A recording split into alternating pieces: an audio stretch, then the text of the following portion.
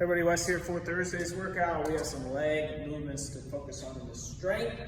We're going to do 8 on each side of a kettlebell goblet curtsy lunge. The 8-/8 means that we're going to do all 8 on one side before we switch sides. We're doing that on purpose to get in a rhythm, but also to fatigue one side instead of having that alternating pattern. You're going to see this in the workout as well.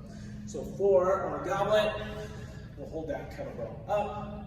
With our curtsy lunge, we're going to think about stepping back and across. So as I go back and across with my right leg, I'm trying to get just behind or past that heel of my other foot, and notice how my front leg is going out as if I was in a squat, not caving in. Okay, and then I'll come back up. Back and across, and back up. What I want to do is keep facing forward, so right now I'm facing the camera as I go. I'm not going sideways. That makes it a little bit easier, turns it more into just a regular lunge this way. I want to stay straight throughout. I also want to make sure I get across and not just go straight back, because then that's just a regular lunge. We'll then have 5 on each side of a single leg RDL with a kettlebell. We've done these body weight. If we have done enough practice of these, we should at least understand how the hinge is working, and then we can add the weight to it.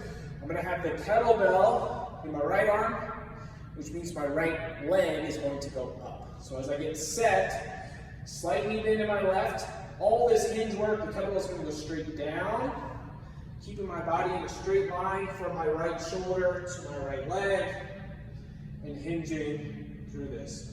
We don't need to reach the kettlebell forward. We also want to avoid curling over, right? And just simply curling there.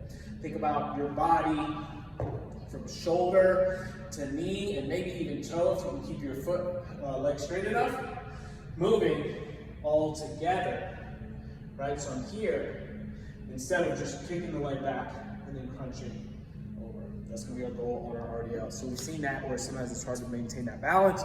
If we need to take the weight off, let's do that so we have good form. For the workout, it is an 18-minute cap, a mix of running, lunges, and kettlebell horn taps. We've seen this kettlebell horn taps recently too, so we should know what to expect there. The run, you have an 800 to start, a 400 in the middle, and a 200 to end, and you get to mix it with lunges, okay? This time, instead of alternating lunges, you have 16 on each side, and we're specifying forward lunge. Now, if we can't do a forward lunge, we can do reverse. But we're going to challenge you, if you typically do reverse like I do for workouts, now you have to challenge yourself to go forward. Okay, so stepping forward into that lunge is up, have that right position where I can stay upright with my torso, and then back up.